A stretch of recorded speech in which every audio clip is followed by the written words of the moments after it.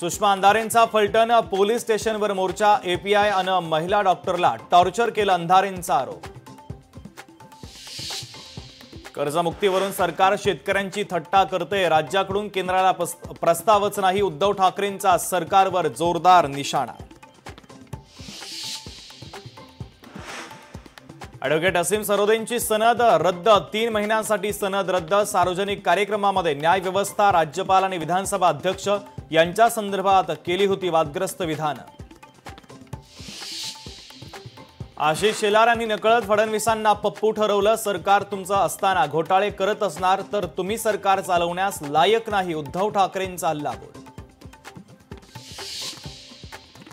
उद्धव ठाकरेंनी सांगावं, लोकसभा निवडणुकीमध्ये त्यांचे खासदार चुकीच्या याद्यांवर निवडून आले। चंद्रशेखर बावनकुळे यांचा उद्धव ठाकरेंना आव्हान।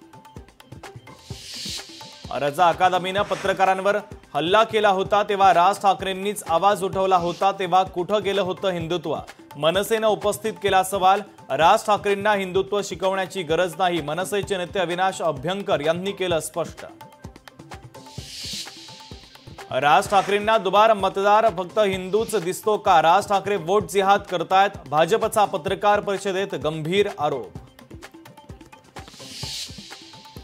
कर्जत, जामखेड, इस्लामपूर, घनसावंगी इथल्या मतदार याद्यांचा उल्लेख करत इथले अल्पसंख्याक मुस्लिम दुबार मतदान महाविकास आघाडीला दिसले नाही का?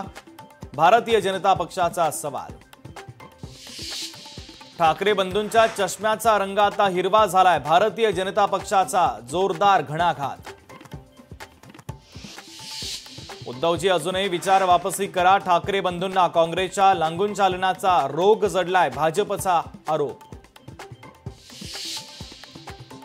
1241 मतांनी रोहित पवार निवडून आले, तिथेच 5000 दुबार मतदार। भारतीय जनता पक्षाचा आरोप। बिबट्याच्या दहशतीमुळे रास्ता रोको। पुणे नाशिक महामार्गावर ग्रामस्थांनी केला रास्ता रोको। वन विभागाची वाहनं आणि ऑफिस जाळत ग्रामस्थांचा तीव्र निषेध।